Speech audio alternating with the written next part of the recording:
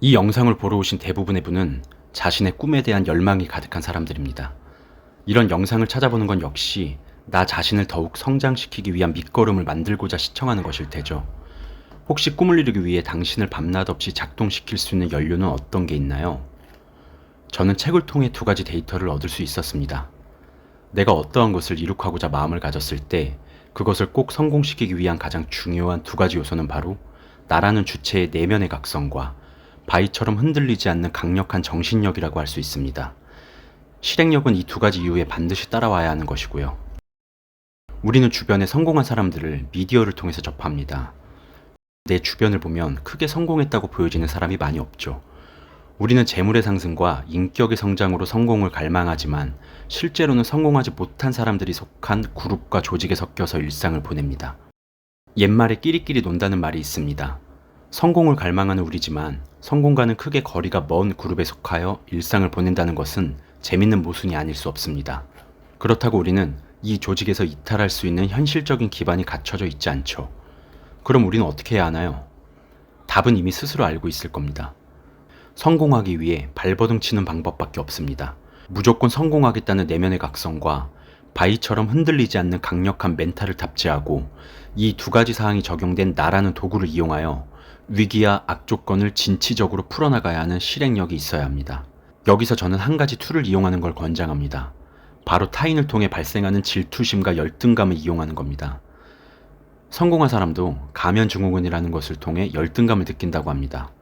우리가 잘 알고 있는 아인슈타인 역시 가면증후군을 앓았고 열등감에 사로잡혀 살아갔다고 하니 열등감은 사람이 절대로 벗어날 수 없는 인간이라는 것을 형성하는 아주 중요한 요소임을 우리는 데이터를 통해서 알 수 있는 거죠. 열등감이라는 것은 오히려 없는 것이 더 문제가 될 수 있는 그러한 것입니다. 아직은 성공하지 못한 우리는 성공한 그들을 100% 이해하기는 불가능합니다. 그러므로 우리는 성공한 그들도 느끼는 열등감을 이용하여 우리 내면에 들어가 있는 잠재력을 극한으로 끌어내어 성공의 반열에 합류할 수 있는 확률을 높여야 합니다. 우리는 우리가 속한 그룹에서 어떠한 특정 인물을 보면 질투심이 생겨납니다. 그 특정 인물은 적어도 그 그룹 내에서는 성공한 사람입니다. 친구들이 속한 그룹, 회사의 조직, 취미생활을 위해 모인 단체, 이런 것들이 모두 포함됩니다. 우린 이 질투와 열등감을 연료로 삼고 성공을 위해 하는 특정한 행동 모든 것들에 시너지 효과를 줄 수 있는 에너지원으로 사용해야만 합니다. 조직사회에서 평등이란 절대 있을 수가 없습니다. 내가 속한 그룹에서 어떤 사람으로 인해 열등감이 생긴다면 그것은 아주 좋은 현상이라고 생각하세요.